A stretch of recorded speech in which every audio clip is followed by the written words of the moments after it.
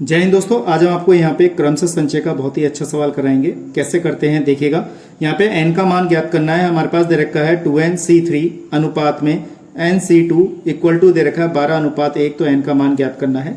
तो सबसे पहले हम इसको लिखेंगे यहाँ पर 2nc3 अनुपात में, यानी कि अनुपात का मतलब बटे में होता है nc2 इक्वल टू 12/1 दे रखा है। तो n का मान हमें यहाँ पे ज्ञात करना है। तो कैसे करते हैं देखिएगा। सबसे पहले हमने क्या किया, इसका फॉर्मूला लिखेंगे। आपको NCR का फॉर्मूला अच्छे तरीके से याद होना चाहिए। आपको NCR का फॉर्मूला अच्छे तरीके से याद होना चाहिए, यानी कि factorial n upon factorial r factorial n minus r, इस तरीके से। और यहाँ पे एक फॉर्मूला और होता है NPR का, लेकिन इस फॉर्मूले का यहाँ पे यूज नहीं है, लेकिन मैं आपको बता दे रहा हूँ फैक्टोरियल n माइनस r।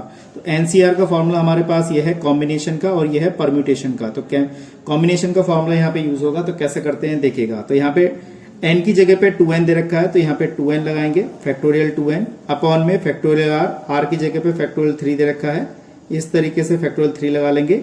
और फिर हमारे पास n माइनस r है, यानी कि 2n माइनस का 3 अपॉन में हमारे पास क्या रहेगा, यहाँ पे फैक्टोरियल n रहेगा, फैक्टोरियल यहाँ पे 2 रहेगा, factorial n minus 2 equal to में 12/1, इस तरीके से रहेगा। इसके बाद हमने क्या किया है, यहाँ पर इसको सही तरीके से लिखेंगे। तो फैक्टोरियल 2n अपॉन में factorial 3 multiply factorial 2n minus का 3 मल्टीप्लाई में रहेगा, ये वाला पद ऊपर चला जाएगा, फैक्टोरियल 2 और फैक्टोरियल n माइनस 2 इस तरीके से लिखेंगे। और फैक्टोरियल n इक्वल टू में 12/1, इस तरीके से लिखा जाएगा। ठीक है।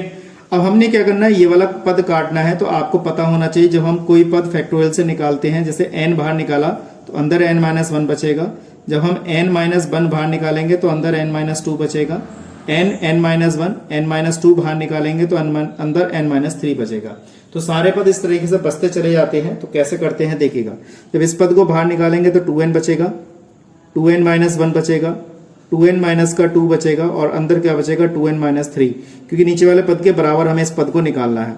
इस 3 को हम लिखेंगे 3, यहाँ पे 2, और यहाँ पे क्या रखेंगे 1 लिखेंगे।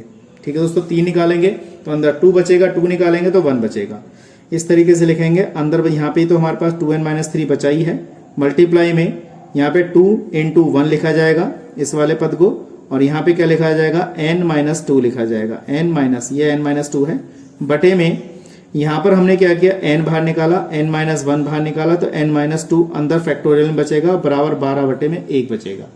अब देखिए कौन कौन से पद कट गए। देखिए यहाँ पे हमारे पास 2 से ये वाला पद कट गया। ठीक है, n फैक्टोरियल 2n माइनस 3 से फैक्टोरियल 2n माइनस 2 कट गया, n माइनस 2 से n माइनस 2 कैंसिल हो गया हमारे पास। अब हमारे पास क्या पद बचा वो देखते हैं। अब देखिए हमने क्या किया, यहाँ पे हमारे पास n बचेगा, तो n से n ये वाला पद कैंसिल हो गया।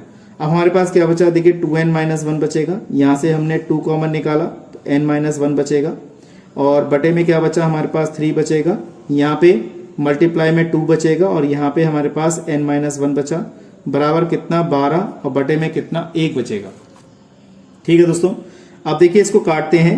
2 से 2 छंग 12, और फिर 2 से काट दिया 2 तिया 6, इस तरीके से बचा। अब हमारे पास 2n माइनस 1 से n माइनस 1 भी कैंसिल, तो हमारे पास बचा 2n माइनस 1 अपॉन में 3 इक्वल टू में 3 बचेगा। इस तरीके से हमारे पास ये पद बचे। अब क्रॉस मल्टीपल कर लीजिए, 2n माइनस 1 इक्वल टू 3 तिया 9, तो 2n माइनस का हमारे पास ये 1 है, जब इधर जाएगा तो प्लस का 1 हो जाएगा, और ये हमारे पास 2n बराबर 10, और n बराबर क्या बचेगा हमारे पास 5। तो इस तरीके से हमने क्या किया, यहाँ पर n की वैल्यू बहुत ही आसान तरीके से ज्ञात कर ली। मैं समझता हूँ आपको ये चीज अच्छी तरह समझ में आ गई होगी। चैनल पहली बार आए, चैनल को फॉलो करें, वीडियो को शेयर कीजिएगा।